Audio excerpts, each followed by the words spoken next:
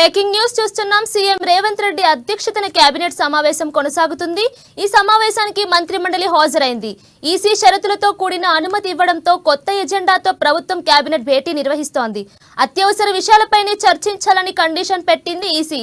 ఉమ్మడి రాజధాని రుణమాఫీపై ఎట్టి పరిస్థితుల్లోనూ నిర్ణయం తీసుకోవద్దని ఆదేశాలు జారీ చేసింది. అలాగే ఎన్నికల విధుల్లో పాల్గొంటున్న అధికారుల్ని మీటింగ్కు పిలవద్దని నిబంధన పెట్టింది. కేబినెట్ భేటీలో మంత్రివర్గం ఎలాంటి నిర్ణయం తీసుకుంటుందా అనే దానిపై ఆసక్తి నెలకొంది.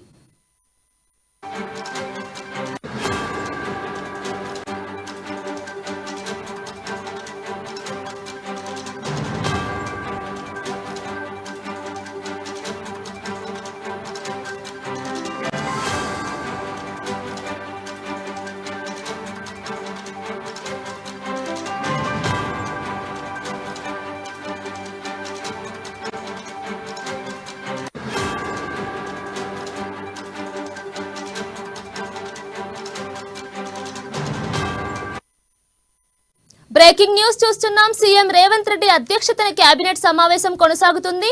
ఈ సమావేశానికి మంత్రిమండలి హాజరైంది. ఈసీ షరతులతో కూడిన అనుమతి ఇవ్వడంతో కొత్త ఎజెండాతో ప్రభుత్వం కేబినెట్ భేటీ నిర్వహిస్తోంది. అత్యవసర విషయాలపైనే చర్చించాలని కండిషన్ పెట్టింది ఈసీ. ఉమ్మడి రాజధాని రుణమాఫీపై ఎట్టి పరిస్థితుల్లోనూ నిర్ణయం తీసుకోవద్దని ఆదేశాలు జారీ చేసింది. అలాగే ఎన్నికల విధుల్లో పాల్గొంటున్న అధికారుల్ని మీటింగ్కు పిలవద్దని నిబంధన పెట్టింది. కేబినెట్ భేటీలో మంత్రివర్గం ఎలాంటి నిర్ణయం తీసుకుంటుందా అనే దానిపై ఆసక్తి నెలకొంది. ఇక దీనిపై మరిన్ని అప్డేట్స్ మా ప్రతినిధి రాంబాబు అందిస్తారు. చెప్పండి రాంబాబు.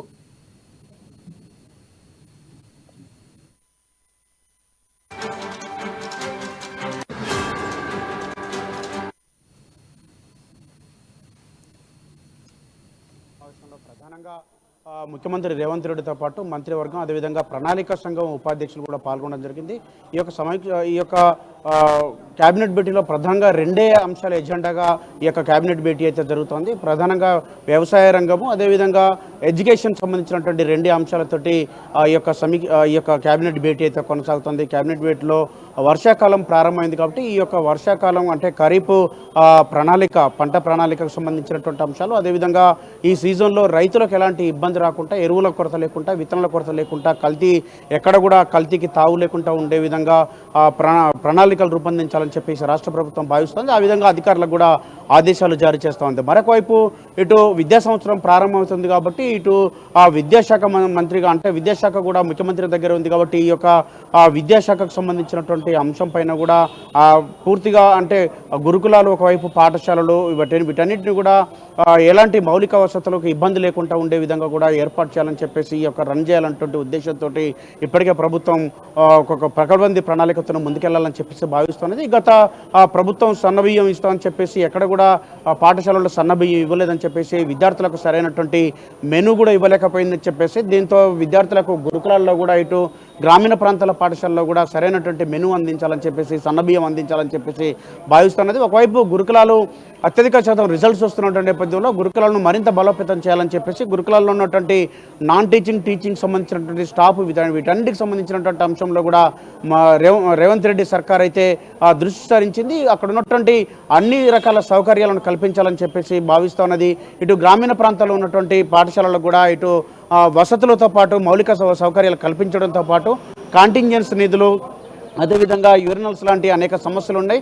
వీటన్నిటికి కూడా అన్ని ఏర్పాటు చేయాలని చెప్పేసి మధ్యాహ్న భోజన పథకానికి సంబంధించి దాన్ని మరింత మెరుగుపరచాలని చెప్పేసి అక్కడ ఉన్నటువంటి మధ్యాహ్న భోజన కార్మికులకు కూడా సరైనటువంటి వేతనం ఇవ్వాలని చెప్పేసి భావిస్తూ ఉన్నది.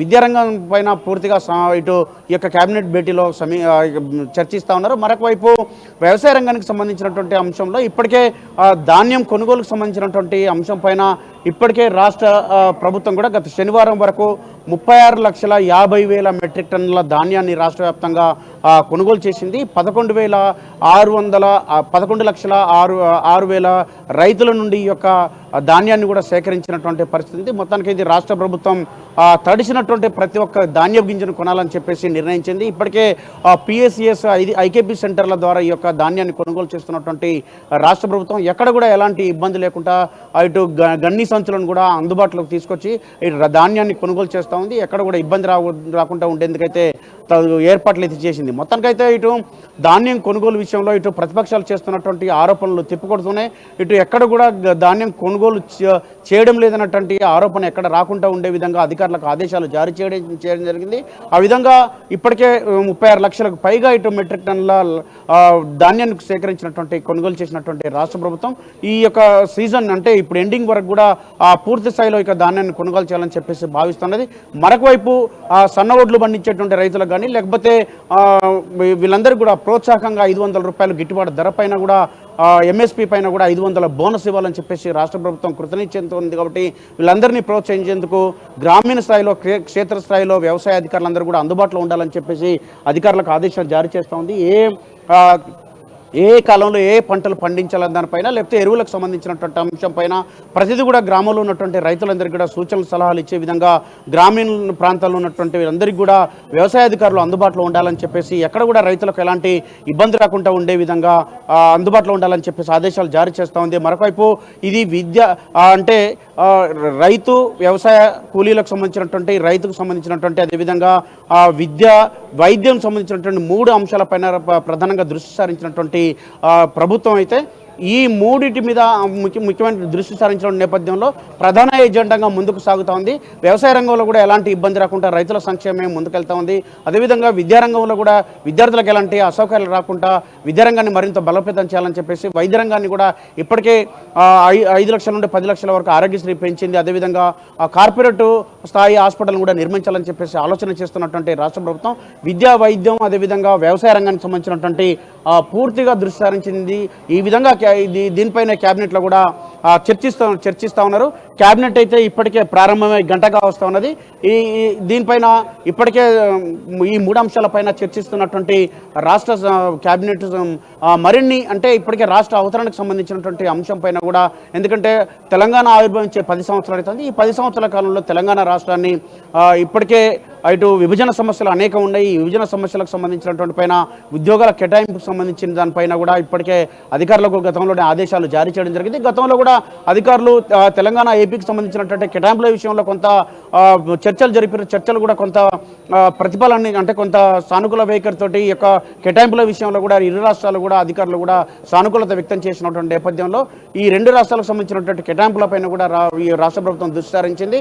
మరొక వైపు విభజన సమస్యల్ని ఇక్కడ ప్రస్తావించకూడదని చెప్పేసి ఎలక్షన్ కమిషన్ స్పష్టమైనటువంటి ఆదేశాలు జారీ చేయడం జరిగింది.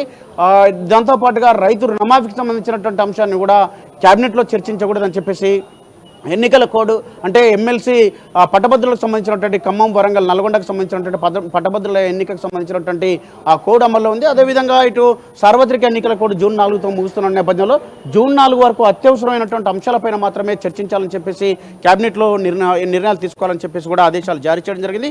ఇప్పటి వరకు కూడా ఎలాంటి కొత్త నిర్ణయాలు తీసుకోవడానికి వీల్లేదని కూడా ఆదేశాలు జారీ చేయడంతో జూన్ 4 వరకు అత్యవసరమైనటువంటి అంశాలు ఎందుకంటే ఇక్కడ ఖరీఫ్ కాలం ప్రారంభమవుతుంది. వర్షాకాలం అకాల వర్షాలు వస్తూ ఉన్నాయి. ఈ అకాల వర్షాల నేపథ్యంలో రైతులకు కానీ ఇటు జంట నగరాలు కానీ లేకపోతే వివిధ నగరాల్లో కానీ ఎక్కడ కూడా ప్రజలకు ఇబ్బంది జరగకుండా ఉండే విధంగా ఇటు జిహెచ్ఎంసీ కూడా హైదరాబాద్ ప్రధాన కేంద్రంగా జిహెచ్ఎంసీ అధికారులు ఇటు డిఆర్ఎఫ్ సిబ్బంది లాంటి వాళ్ళు కూడా అప్రమత్తంగా ఉండాలని చెప్పేసి ఆదేశాలు జారీ చేస్తున్న నేపథ్యంలో ఎక్కడ కూడా ఎలాంటి ఇబ్బంది రాకుండా నాలాలకు సంబంధించినటువంటి అంశాల్లో కానీ లేకపోతే రహదారులకు సంబంధించినటువంటి అంశాల్లో కూడా అప్రమత్తంగా ఉండాలని చెప్పేసి ఆదేశాలు జారీ చేస్తూ ఉన్నది. మొత్తానికైతే అకాల వర్షాలు వ్యవసాయ రంగం సంబంధించినటువంటి అంశం విద్యారంగానికి సంబంధించినటువంటి ప్రధాన ఎజెండాగా ఈ యొక్క క్యాబినెట్ జరుగుతూ ఉంది.